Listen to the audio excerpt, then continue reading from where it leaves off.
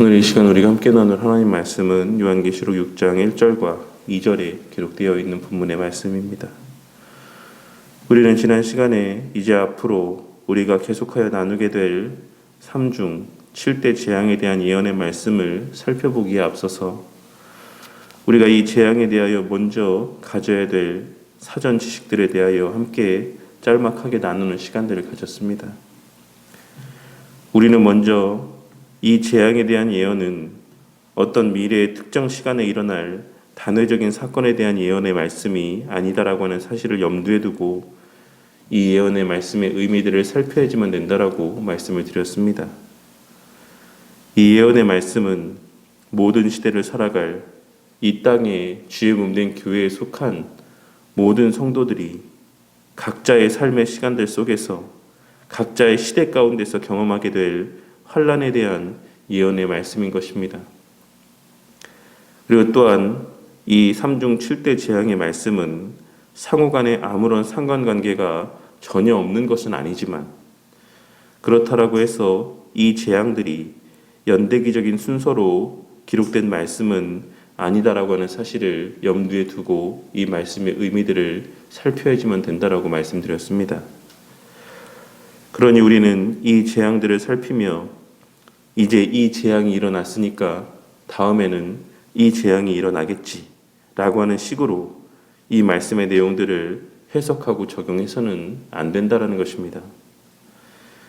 우리는 역사 가운데 수많은 전쟁들이 있었고 또한 수많은 질병과 전염병들의 문제가 있었으며 각 시대마다 참되고 바른 신앙을 계승하기 위해 핍박을 당했던 또한 죽임을 당했던 신실하고 거룩한 믿음의 성도들이 있었다라고 하는 사실을 역사적인 자료를 통해 분명히 확인할 수 있습니다.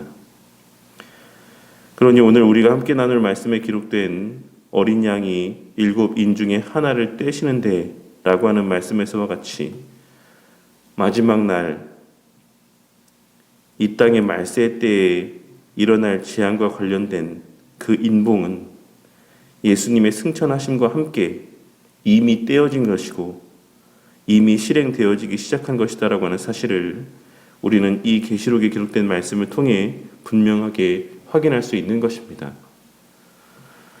오늘 우리가 함께 나눌 말씀은 예수님께서 3중 7대 재앙 가운데 첫 번째 재앙인 7인 가운데 첫 번째 인을 떼신 이후에 일어난 사건에 대한 기록입니다.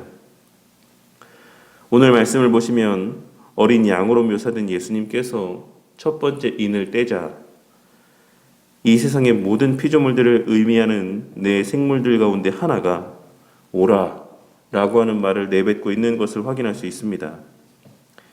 그리고 이는 3절과 5절과 7절에 계속하여 반복적으로 기록되어 있는 말씀이라는 사실을 확인할 수가 있습니다.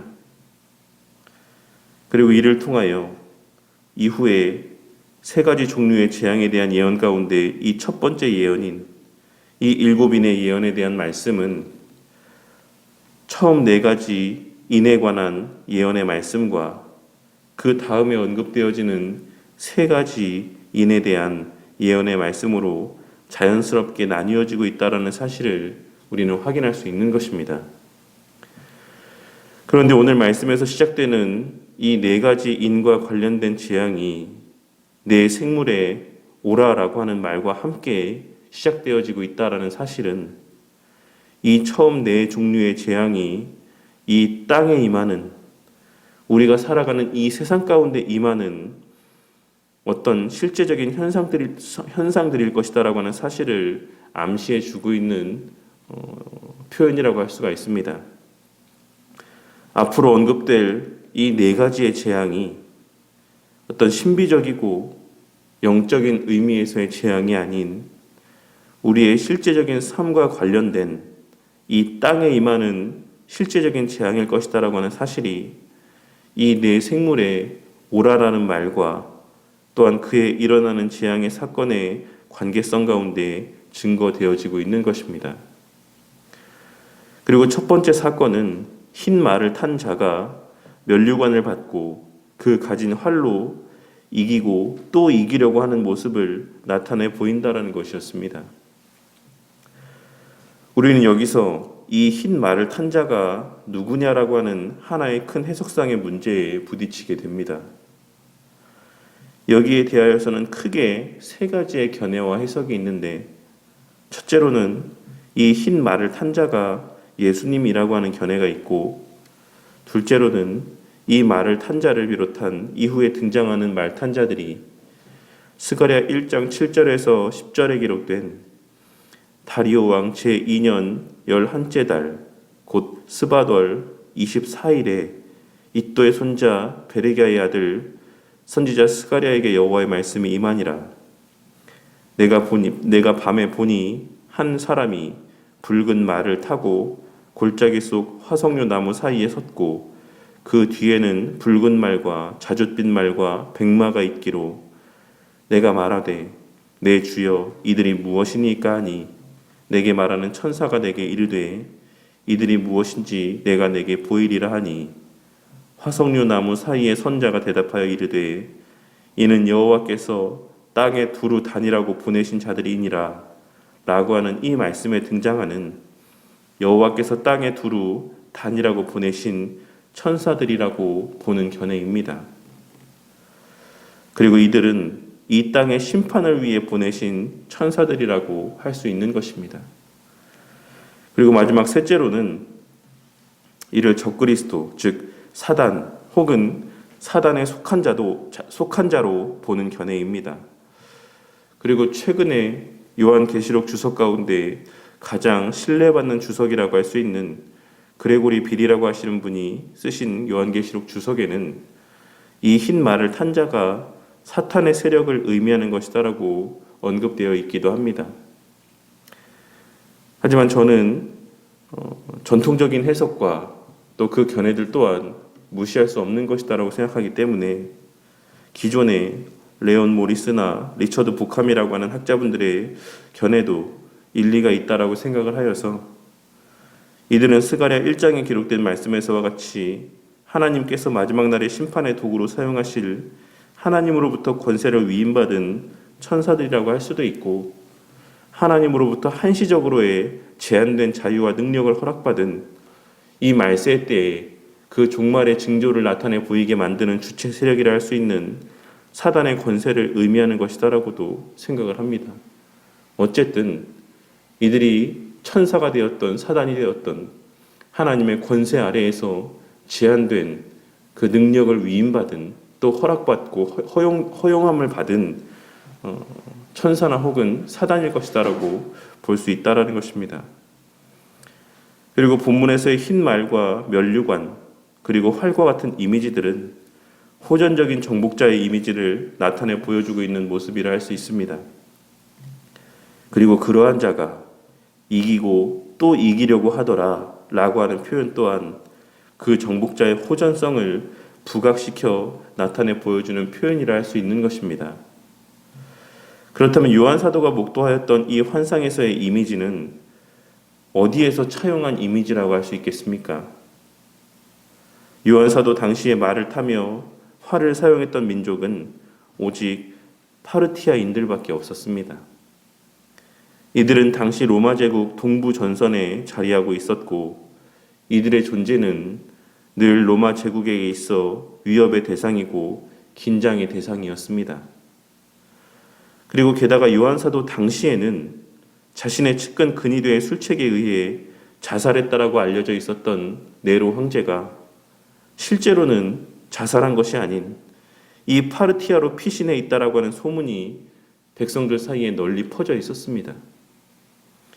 그리고 그 네로 황제는 강력한 파르티아의 군대를 이끌고 곧 로마를 침공하리라고 하는 소문이 당시 로마 전역에 널리 퍼져 있었던 것입니다. 그러니 요한 사도는 이러한 당시의 소문과 시대적인 배경 그리고 당시의 사람들의 인식을 이용하여서 마지막 날의 심판의 모습이 어떠할 것인지를 그들 가운데 나타내 보여주고 있는 것이다라고 할 수 있는 것입니다. 우리는 오늘 말씀을 통해 마지막 날의 재앙과 환란이 결코 온유하고 부드럽게 이 세상에 임하지 않을 것이다라고 하는 사실을 깨달을 수 있어야지만 될 것입니다. 우리 주님께서는 그 사실을 이와 같은 요한 사도에게 목독해 하신 환상을 통해 분명하게 말씀하여 주고 있으신 것이고, 또한 우리 믿음의 선배들이 겪었던 극심한 고난과 핍박들을 통해 그 사실을 분명히 나타내 보이시고 확증해 주셨던 것입니다. 그렇다면 우리가 그러한 깨달음 이후에 행하여야 될 바는 무엇이라고 할 수 있겠습니까?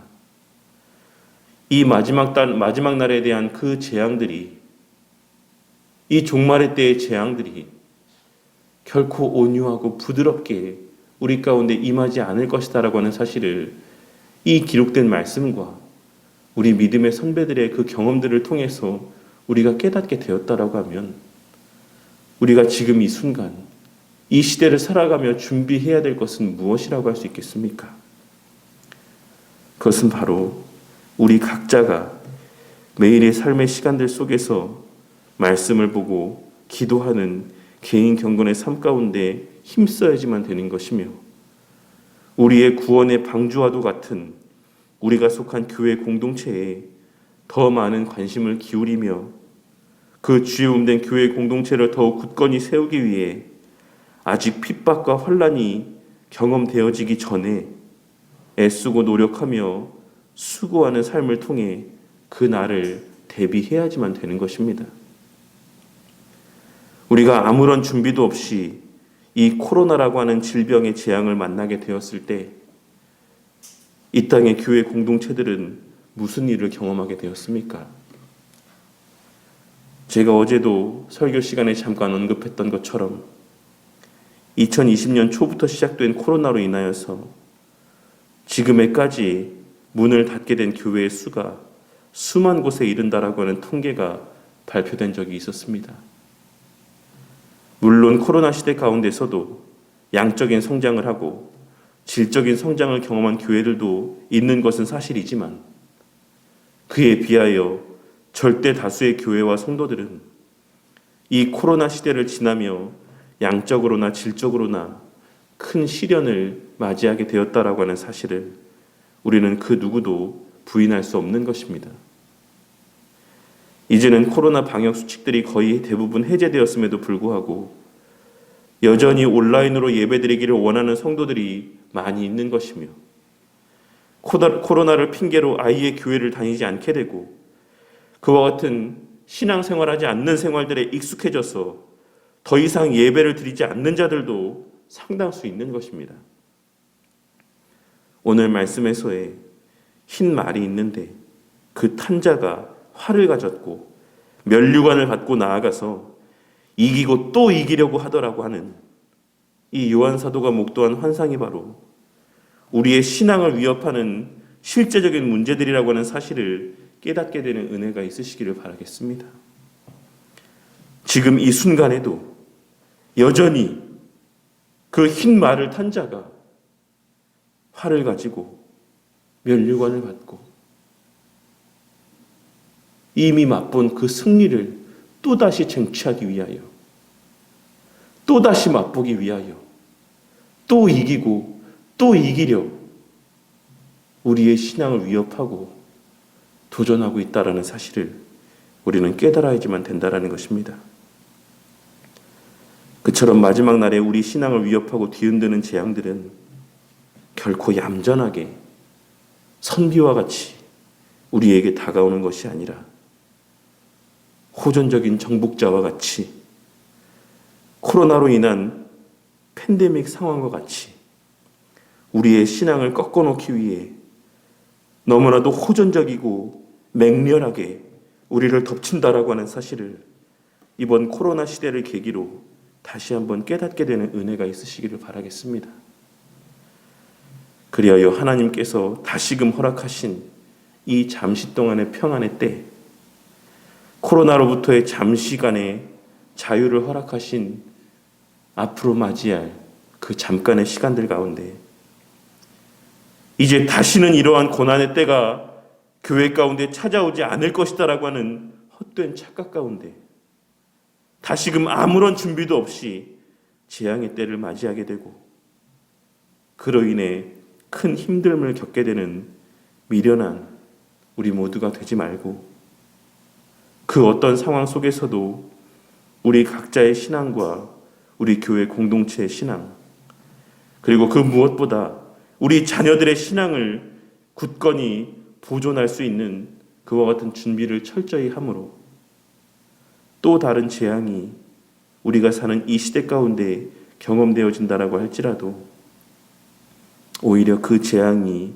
기회가 되고 은혜의 때가 되어 우리의 신앙이 더욱 견고하여지는, 우리의 신앙이 더욱 굳건하여지는, 미래에 대한 소망이 더욱 풍성하여지는 그와 같은 복된 은혜를 경험하는 저와 우리 모두가 되기를 바라겠습니다.